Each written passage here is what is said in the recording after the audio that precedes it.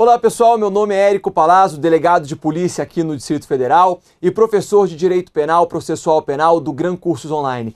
E vamos dar início agora ao estudo da parte geral do Código Penal. Pessoal, nós vamos estudar da seguinte maneira. Ao longo de todas as aulas, eu vou trazer para vocês os pontos importantes, aqueles que são mais relevantes para a sua prova, e ao longo dos nossos estudos eu vou trazer também questões. Então, à medida que a gente vai estudando, eu já vou trazendo várias questões de concursos públicos para que vocês vejam exatamente como que é a aplicação do que nós estamos vendo na hora que você for fazer a sua prova.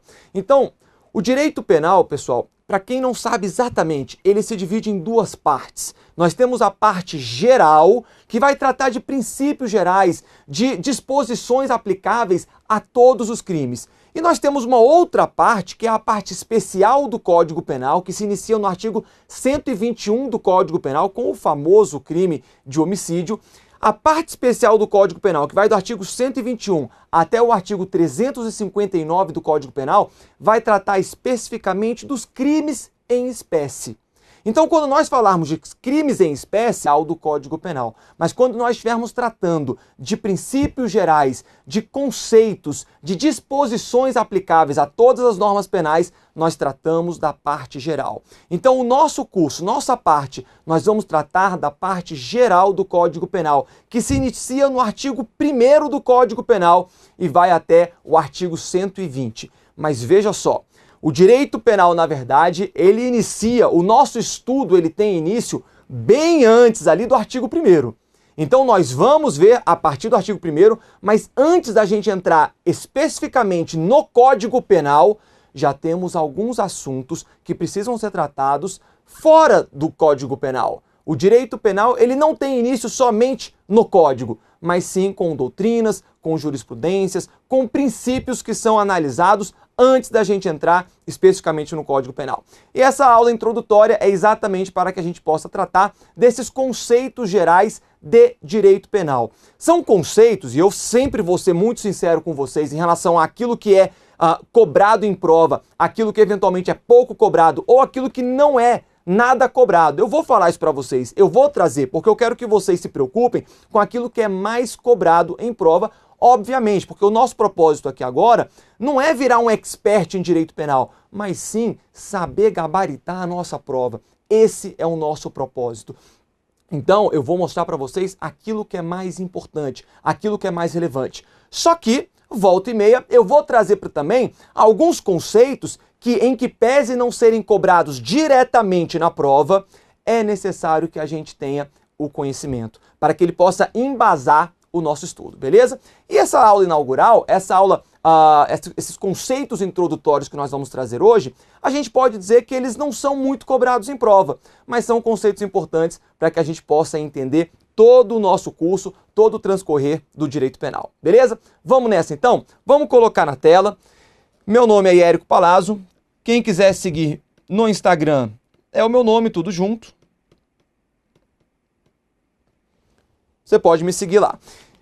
Vamos lá. Características do direito penal. Primeiro ponto importante. O direito penal é uma ciência.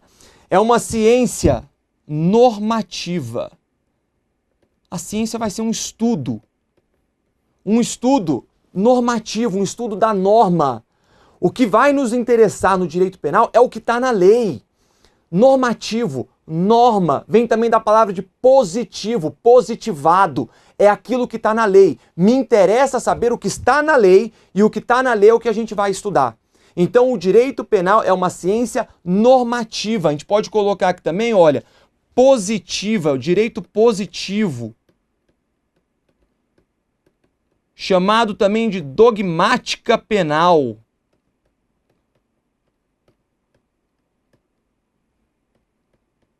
Tá? Cuidado, não se confunde com a criminologia. Vocês vão pensar em criminologia. Criminologia é outra coisa completamente diferente. A criminologia, ela tenta entender, ela estuda as razões que levam o sujeito a delinquir. A criminologia estuda as razões que às vezes levam uma vítima a ser vítima de um crime. O direito penal, não. Não me interessa conjecturas, filosofias, não. é uma ciência normativa. Vamos ver o que está na norma e a aplicação da norma ao fato concreto, beleza?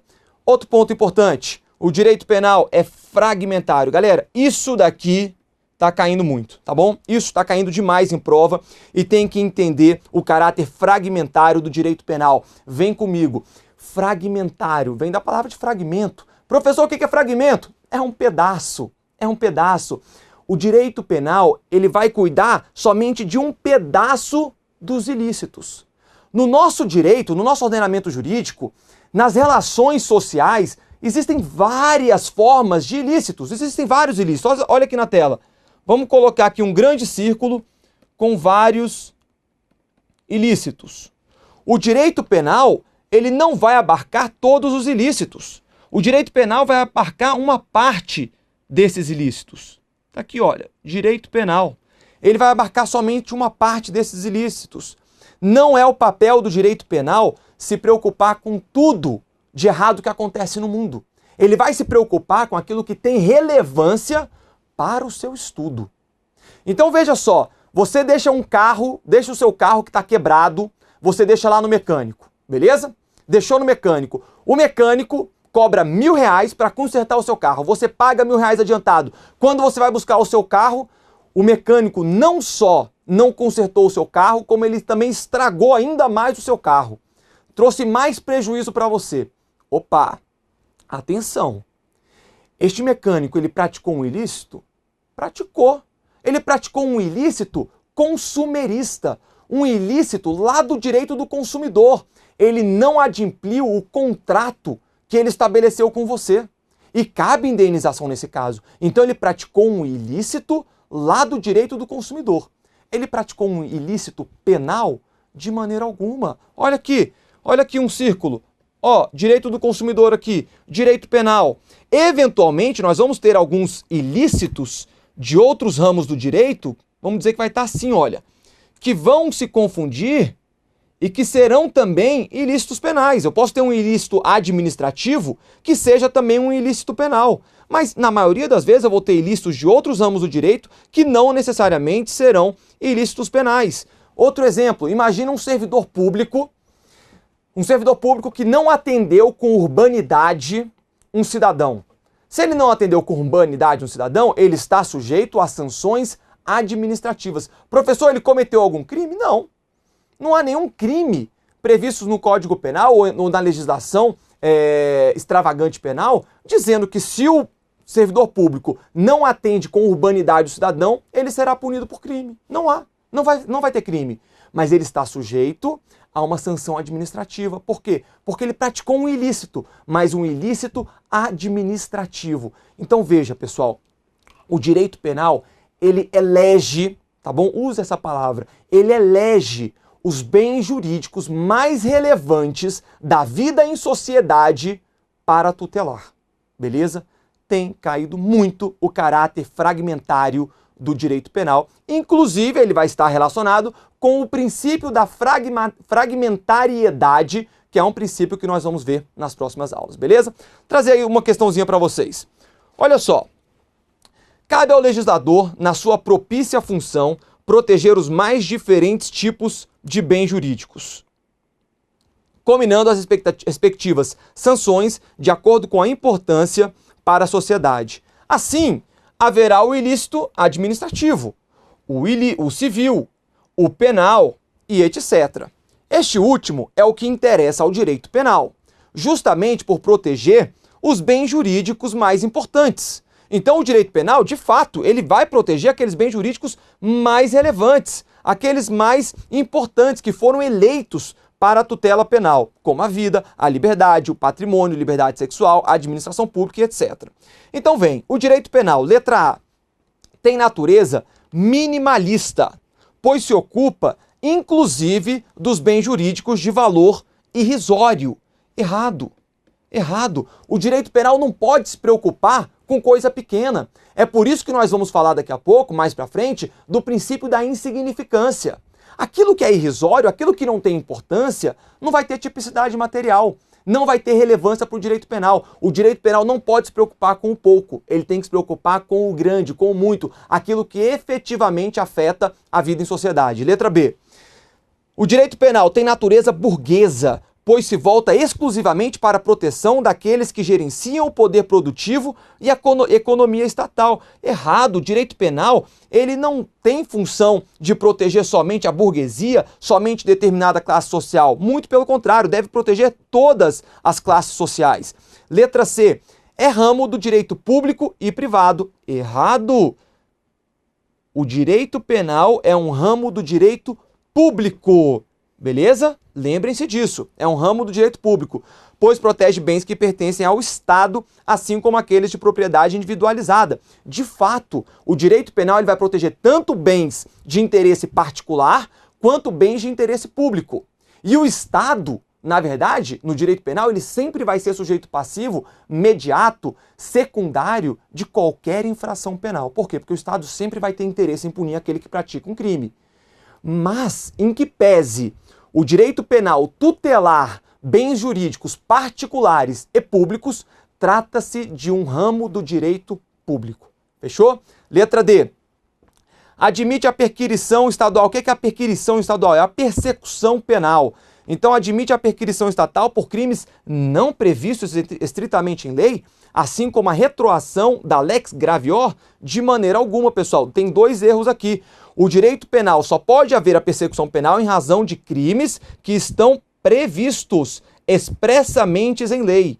Então aqui tem um erro, assim como a retroação da lex gravior. De maneira alguma, não é possível a retroação, ou seja, não é possível que uma lei mais gravosa ao réu venha a retroagir. Todos esses são conceitos que nós vamos ver detalhadamente ao longo do curso. Portanto, letra D também está errada. Letra E, já sabemos que será o nosso gabarito. Olha o que diz.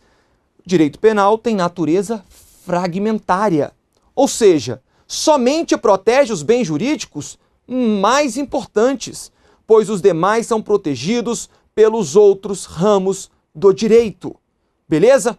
Tranquilo? Letra E, tá aí o nosso gabarito. Muito bem, outra questãozinha aqui, da Fundatec de analista técnico. De acordo com o professor César Roberto Bittencourt, o direito penal regula as relações dos indivíduos em sociedade e as relações destes com a mesma sociedade.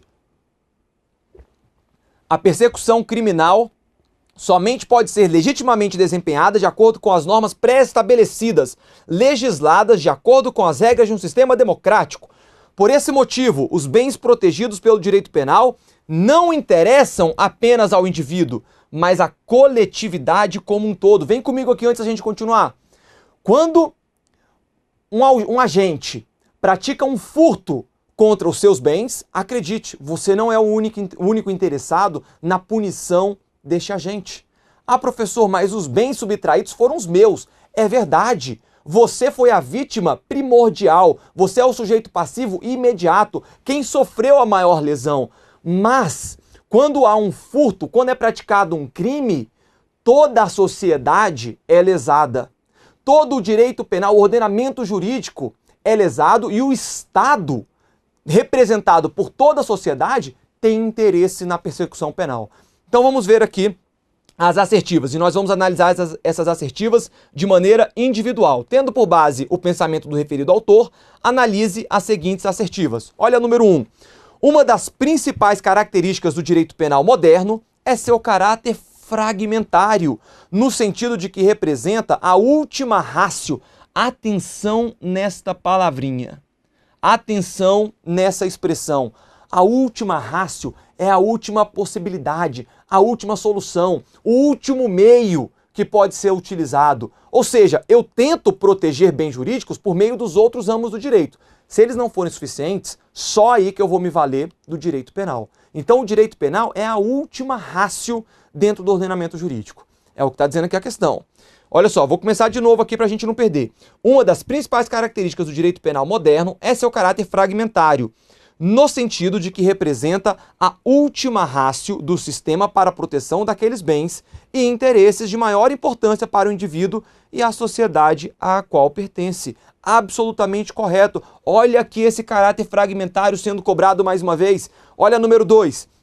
Segundo leciona, Paulo César Bussato, o direito penal atua como um instrumento mais contundente, atenção, o direito penal atua como o instrumento mais contundente de que dispõe o Estado para levar a cabo o controle social. Sua intervenção, portanto, constitui uma violência por si só, razão pela qual o seu emprego deve dar-se somente na exata medida da urgente necessidade de preservação da sociedade. Galera, você olha isso daqui e fala, professor, difícil de entender. Não, não é difícil. É só a gente ler aqui, olha, palavra por palavra, expressão por expressão, a gente vai entender. O que está dizendo essa assertiva é que, de fato, o direito penal ele vai ser utilizado em último caso. E ele tem que ser evitado. A gente evita utilizar o direito penal no ordenamento jurídico porque o direito penal, quando ele age com violência. Professor, então essa assertiva está errada porque o direito penal ele age de acordo com a lei, não há violência. Cuidado, pessoal. Há uma violência, sim. Veja só, quando a polícia precisa prender alguém que está praticando um crime, se for necessário o uso da força, a polícia não está autorizada a usar a força? Quando o sujeito é condenado a 20 anos de prisão, ele não vai ter a sua liberdade cerceada? Ele não vai ficar preso? É uma violência que o Estado está aplicando contra o seu cidadão. Mas veja bem, não é uma violência ilícita, é sim uma violência lícita, uma violência permitida de acordo com o ordenamento jurídico. Eu vou ler mais uma vez aqui para ver se agora a gente entende bem. Olha só, segundo leciona Paulo César Bussato, o direito penal atua como um instrumento mais contundente, mais forte, mais poderoso de que dispõe o Estado para levar a cabo o controle social. Se os outros ramos do direito não estão conseguindo impor o controle social, nós vamos nos valer do direito penal. Sua intervenção, portanto, constitui uma violência por si só, razão pela qual o seu emprego deve dar-se somente na exata medida da urgente necessidade de preservação da sociedade. Absolutamente correta. Ambas as assertivas estão corretas. Beleza? Mostrei para vocês aí como que está caindo o caráter fragmentário do direito penal, então muita atenção nesse detalhe. Quero trazer agora o conceito de direito penal. E atenção, nós vamos estudar esse conceito aqui. Eu não quero que você decore esse conceito. Você não precisa decorar. Professor, eu tenho que saber cada elemento desse conceito. Não. Muito difícil a prova vir cobrar conceito. Até porque o conceito de direito penal, eu trouxe um conceito para vocês. Cada doutrinador vai trazer o seu próprio conceito.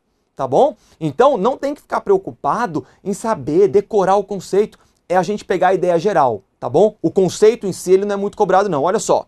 O que vai ser o conceito de direito penal? Conjunto de normas, regras, princípios que descrevem comportamentos reprováveis e ameaçadores da ordem social, denominados infrações criminais e que tragam como consequência a imposição de uma sanção penal. Eu quero chamar a atenção o seguinte, dentro desse conceito nós temos diferentes aspectos. Quando fala aqui conjunto de normas, regras e princípios, eu estou falando do aspecto formal. É onde está formalizado o direito penal, em normas, regras, princípios, que descrevem comportamentos. Tá? Esses comportamentos serão o aspecto material. Aspecto material. Esses comportamentos reprováveis, muita atenção, eles podem se dar por meio de uma ação ou de uma omissão. Eu tenho, às vezes, uma situação que eu posso agir de maneira omissiva, que é contrária à lei. Por exemplo, artigo 135 do Código Penal, omissão de socorro. Diante de uma situação de risco que outra pessoa está passando e eu tendo a possibilidade de ajudar, de salvar aquela pessoa, a lei impõe que eu haja. Se eu não ajo, se eu simplesmente me abstenho de agir, se eu omito essa possibilidade de socorro, eu vou responder por um delito penal. Então esses comportamentos podem ser tanto comissivos, por meio de uma ação, ou omissivos, por meio de uma omissão. Seria o aspecto material. Então, comportamentos reprováveis e ameaçadores da ordem social. E aqui a gente vai ter, então, o aspecto social. Tá bom? São três aspectos, então, aspecto formal, material e social. Eu quero analisar com um pouquinho mais de cuidado esse aspecto formal, tá bom? Por quê? Porque o aspecto formal tem um ponto que é bem relevante, que cai muito em prova, que são as fontes. As fontes do direito penal. Eu não estou falando que o direito penal ele é um conjunto de normas, regras, princípios. Muito bem. Essas normas, essas regras, esses princípios, eles são oriundos de uma fonte. Olha só, quando você vai beber a água da fonte, a fonte é da onde está vindo a água ali, é a origem da água. Mesma coisa aqui no direito penal, mesma coisa, leva essa ideia. As fontes do direito penal são os instrumentos, são da onde é oriundo o direito penal, da onde surge o direito penal. E é isso que nós vamos ver aqui, eu quero falar para vocês sobre as fontes. Depois a gente volta aqui para o conceito, a gente vai voltar ainda mais aqui para o conceito, mas vamos falar dessas fontes do direito penal. Existem duas fontes, e isso daqui é cobrado em prova, tá? Existe a fonte material e a fonte formal. Vamos começar pela fonte material. A fonte material é o quem. Como assim, professor, quem? É exatamente quem. É o órgão, vamos botar aqui, olha. É o órgão encarregado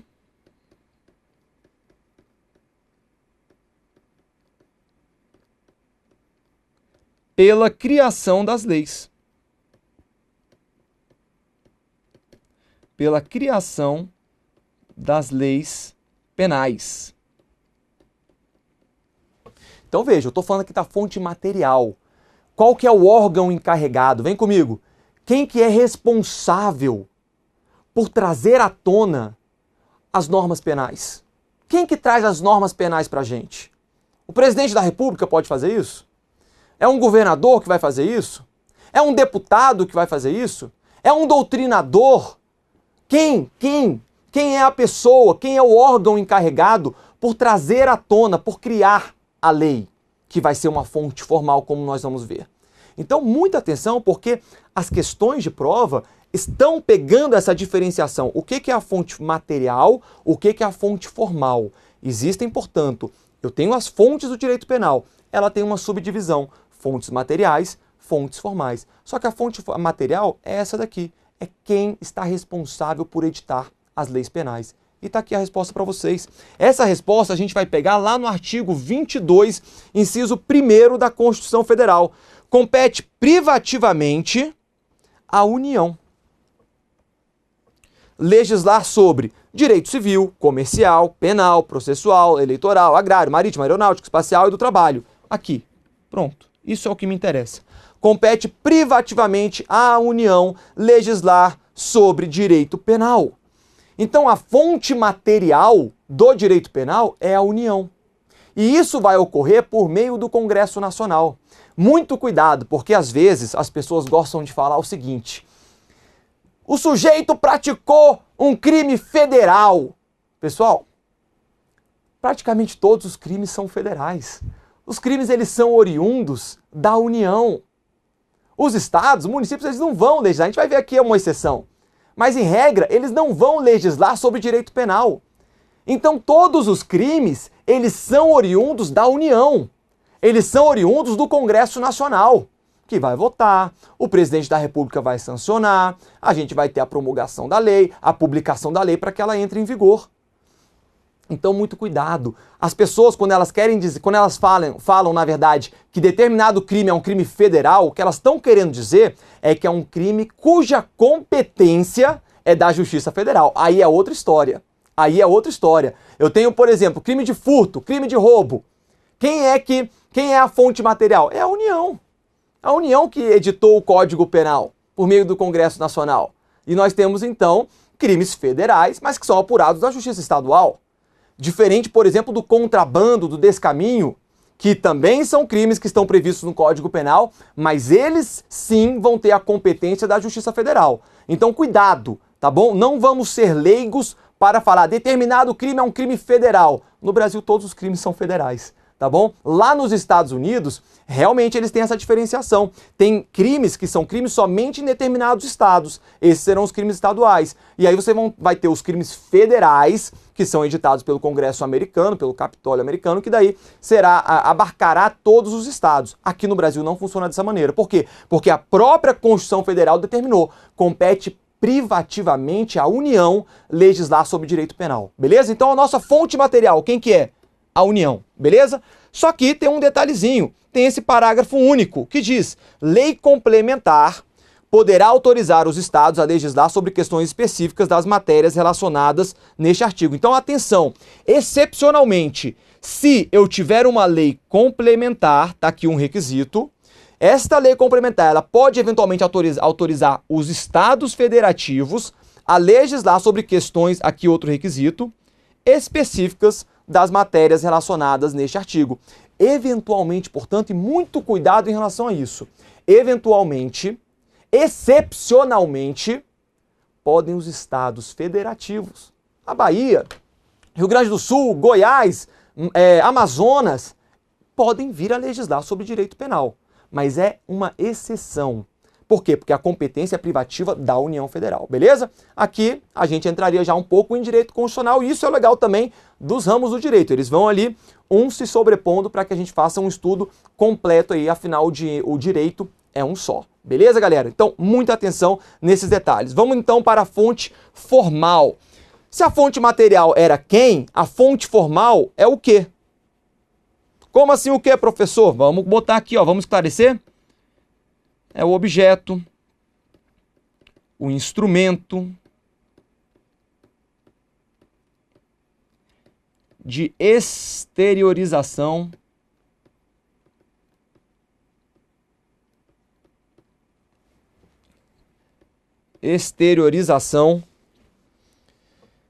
do direito penal.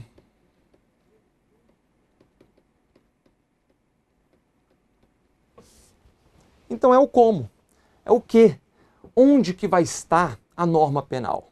E pessoal, atenção aqui nesse detalhe. Nós temos uma doutrina que é uma doutrina clássica e nós temos uma doutrina moderna. E para essa doutrina clássica, a gente vai ter uma fonte formal imediata, que é a lei. Já para a doutrina contemporânea, mais moderna, nós vamos ter várias fontes formais imediatas. E isso que eu quero mostrar para vocês, porque isso tem sido cobrado em prova. Então, olha aqui. Eu tenho a classificação tradicional. De acordo com a classificação tradicional, e essa classificação tradicional, ela é a majoritária. Tá bom? Então, aqui nesse caso, não precisa ser moderninho, falar, pô, eu quero estar na doutrina moderna. Não. Vamos seguir a classificação tradicional. A classificação da doutrina tradicional. Por quê? Porque ela vai ser majoritária. Então eu quero que vocês saibam que as fontes formais para a classificação tradicional, elas vão se dividir em imediatas e mediatas, tá bom? E qual que é a única fonte formal imediata de acordo com a doutrina majoritária, de acordo com a doutrina tradicional? É a lei. É a lei. A lei é a fonte formal imediata do direito penal, que vai estar, inclusive, substanciado no artigo 1º do Código Penal, que vai ser o princípio da estrita legalidade. Eu não posso ter um crime sem que eu não tenha uma lei prevendo que aquilo seja crime. Eu não posso aplicar uma pena sendo que eu não tenha uma lei determinando que uma pena para aquela conduta, para aquele determinado fato. Então a lei é a fonte formal imediata. Beleza, galera? Levem isso para a sua prova, tá bom? É isso aqui que vai ser cobrado. E a fonte formal mediata? Aí a gente pode ter os costumes e os princípios gerais do direito. Beleza, tranquilo. Lembrem-se disso. Mas eu vou trazer para vocês aqui também a classificação moderna. Por quê? Porque se a sua prova falar para você simplesmente a fonte formal imediata do direito penal é a lei, você vai marcar correto. Você vai marcar certo. Ela nem precisa dizer que está de acordo com a doutrina majoritária, não, ou com a doutrina tradicional. Se a sua prova falar que a fonte formal imediata do direito penal é a lei, absolutamente correto. Se falar que a fonte formal mediata serão os costumes, os princípios gerais do direito, certo também. Entretanto, vai que a sua prova fala o seguinte: de acordo com a doutrina contemporânea, de acordo com a doutrina moderna, as fontes formais imediatas do direito penal, além da lei, serão também a Constituição Federal, a jurisprudência, e passe a elencar outras fontes formais imediatas. É por isso que a gente precisa conhecer. Dá uma olhada aqui na tela. Na classificação moderna, alguns doutrinadores mais modernos, eles vão dizer o seguinte: a fonte formal imediata, sempre, a lei nunca vai sair dessa posição. Mas além da lei, a gente vai ter também a Constituição Federal. Como assim a Constituição Federal, professor? Ué, a Constituição Federal ela vai trazer pra gente, deixa eu mudar de cor aqui, ela vai trazer pra gente os mandados de criminalização. Existem dispositivos na Constituição Federal, por exemplo, lá no artigo 5º, que vai falar que o racismo é um crime inafiançável e imprescritível. Ou seja, a Constituição já está dizendo pra gente, está dizendo pro legislador, olha, edite uma lei sobre racismo, porque o racismo é crime. Então, para essa doutrina, a doutrina vai dizer, olha, a própria Constituição está dizendo pra gente o que é crime. Então, a Constituição é, sim, uma fonte formal imediata do direito penal. A doutrina que vai dizer que não é, vai falar o seguinte, olha, a Constituição, em que pese ter os mandados de criminalização, como fez com racismo, como fez em relação aos crimes hediondos e equiparados a hediondo, tráfico, terrorismo, tortura, apesar disso, a Constituição ela não estabelece pena. Ela não descreve a conduta proibida. Então eu não posso chamar a Constituição de uma fonte formal imediata, em que pese ter, de fato, os mandados de criminalização. Então fica essa polêmica entre essas duas doutrinas. Olha só, atos administrativos, eles vão ter relevância nas leis penais em branco, que nós vamos falar mais à frente. A jurisprudência, quer ver um exemplo excelente? Súmula vinculante do STF, número 11.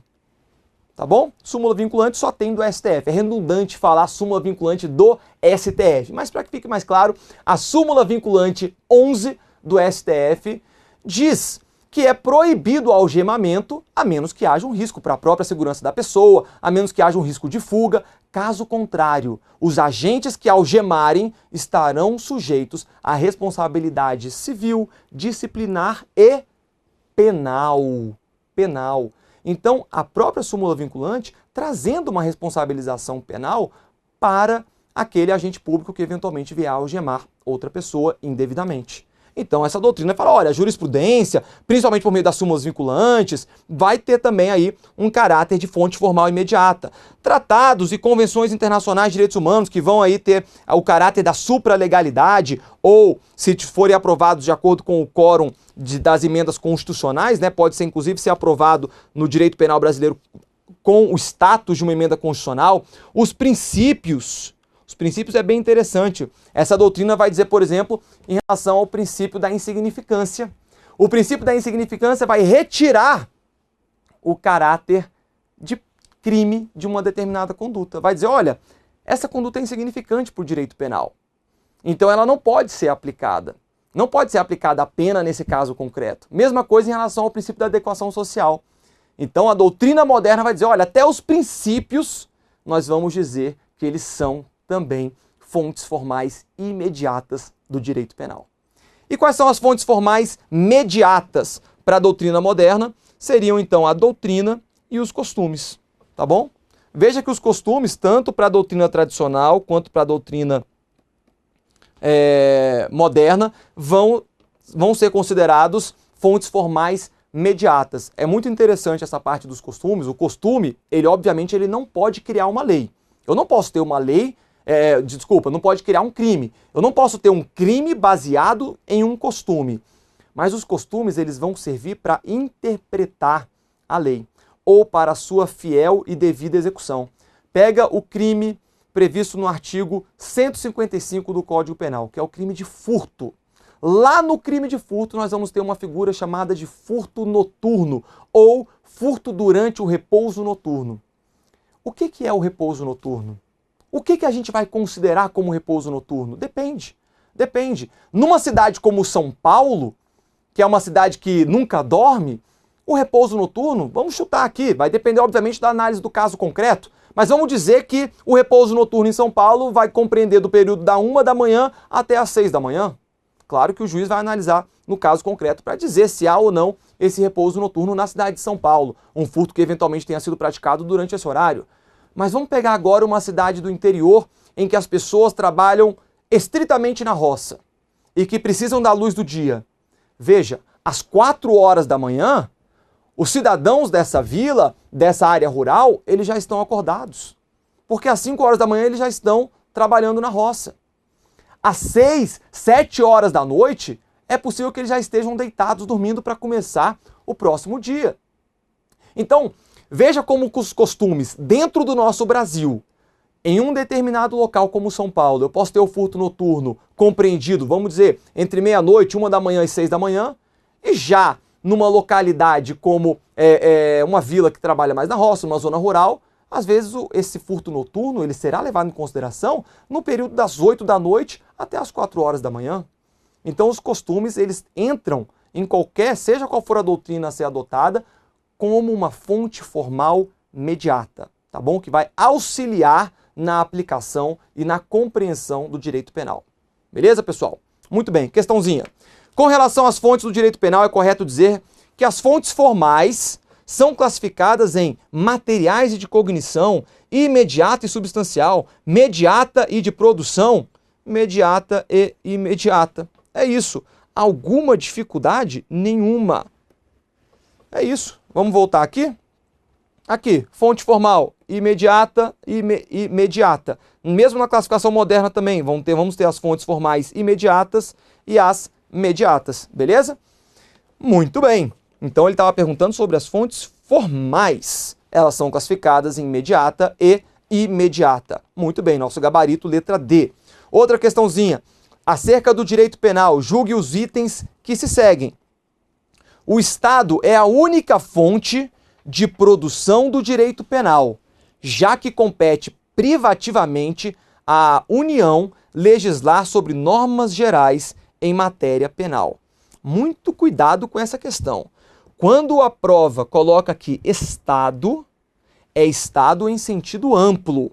Estado é o poder público. E, de fato, o poder público, o Estado, é a única fonte de produção do direito penal, já que compete privativamente a quem? A União legislar sobre normas gerais em matéria penal.